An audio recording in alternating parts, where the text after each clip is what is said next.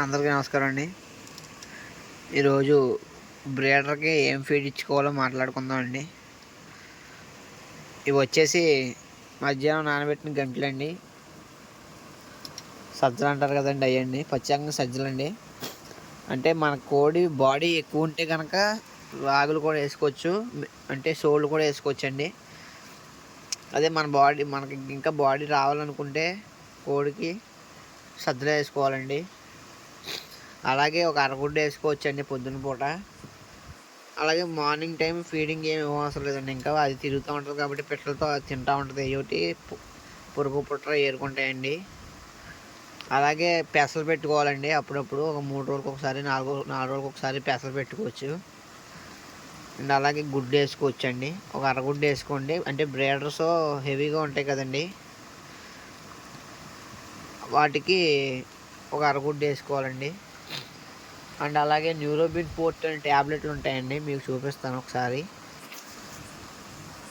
ఇదిగోండి Neurobion port అండి ట్యాబ్లెట్లు.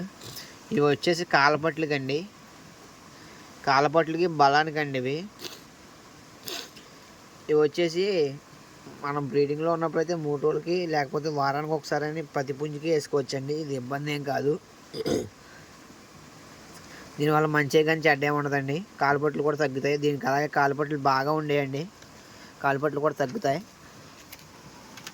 ఫీడింగ్ వచ్చేసి దీనికి కొంచెం నోట్లో కప్పం అనేది వస్తుందండి, అందుకని అది కొంచెం స్లోగా తింటుంది.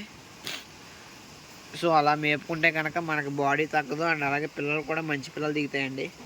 అలాగే అంజూర కూడా వేసుకోవచ్చండి. అంటే మనం ఎక్కువ పిట్టలతో చేయితే అన్నీ వేయాలండి, అంజూరు అలాగే పిక్క కూడా వేస్తారండి కొంతమంది బ్రీడింగ్లో ఉన్నప్పుడు. మనం 2-3 పిట్టలతో కాబట్టి అన్నీ వేయట్లేదండి. మార్నింగ్ టైం గుడ్డు, ఈవినింగ్ ఫీడ్ పెడతానండి నేనైతే. సో మీరు మీ కన్వీనియన్స్ బట్టి మీరు చేసుకోవచ్చు. మనకి ఇంటికాడ చేయించుకుంటున్నాం మనకే కాబట్టి మనకి ఇబ్బంది ఉండదండి. పుంజుకి హెల్తీగా ఉండడం గురించి చూసుకుని మనం దానికి సరిపడా మేత పెట్టుకుంటే సరిపోతుంది.